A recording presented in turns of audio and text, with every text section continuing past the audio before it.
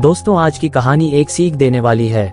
दिल से देखेंगे सुनेंगे तो बहुत कुछ सीख सकते हैं, तो वीडियो को अंत तक जरूर देखें। तो चलो शुरू करते हैं। एक गांव में एक बुजुर्ग आदमी की मौत हो गई। उसके बेटों, सगे संबंधी और गांव वालों ने मिलकर उसके अंतिम यात्रा की तैयारी की। उसकी अर्थी तैयार की गई और उसे शमशान की ओर लेकर जाने लगे।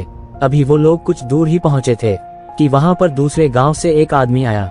उसने उस अर्थी को लेकर जा रहे 4 आदमियों में से एक का पैर पकड़ लिया और सबसे कहने लगा कि ये आदमी जो मर चुका है, उसने मुझसे 20 लाख रुपए उधार लिए थे और जब तक मुझे पैसे वापस नहीं मिल जाते, मैं अर्थी को आगे नहीं जाने दूंगा। मृत व्यक्ति की बेटों ने उस आदमी से कहा कि पिताजी ने कभी इस कर्जे के बारे में हमसे जिक्र नहीं किया, इसलिए हम तो ये कर्जा नहीं देने वाले। जब बेटों ने ही मना कर दिया तो उस मृत व्यक्ति के भाइयों ने भी कहा कि जब बेटे ही मना कर रहे हैं तो हम भी इस कर्जे की जिम्मेवारी नहीं लेने वाले हैं। शमशान यात्रा में शामिल कोई भी आदमी पैसे देने के लिए राजी नहीं हुआ।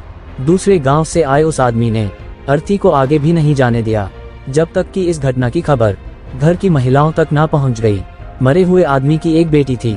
जब उस तक ये खबर पहुंची तो उसने एक पल भी ना सोचते हुए अपने सारे जेवरात और कीमती वस्तुएं लेकर वहां पर पहुंच गई और उस आदमी को वह सारी चीजें देते हुए बोली, आप इन चीजों को बेचकर पैसे ले लीजिए, अगर कुछ कम पड़ेंगे तो वह भी मैं आपको धीरे धीरे लौटा दूंगी, लेकिन मेरे पिताजी की यात्रा को मत रोकिए। इस घटना को देखकर सारे गांव वाले दंग थे। तभी वह आदमी जो कर्जे की मांग कर रहा था, वह बोला कि दरअसल मुझे 20 लाख रुपए लेने नहीं थे, बल्कि मैंने इस आदमी से कभी पैसे लिए थे जो मैं आज लौटाने आया था, लेकिन मुझे पता नहीं था कि इनका असली हकदार कौन है, इसलिए मैंने ये सारा नाटक रचाया।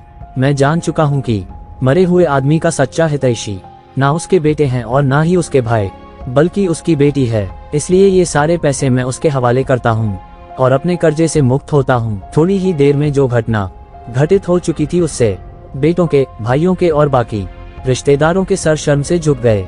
इसलिए हमेशा दुआ करना कि हर किसी को एक बेटी जरूर हो, कि उनकी बाकी सब तो माता पिता की दौलत को अपना समझते हैं, लेकिन बेटियां माँ बाप को ही अपनी दौलत समझती हैं। दोस्तों, उम्मीद करता हूँ मेरी कहानी आपको पसंद आई होगी और बहुत कुछ सीखने को मिला होगा।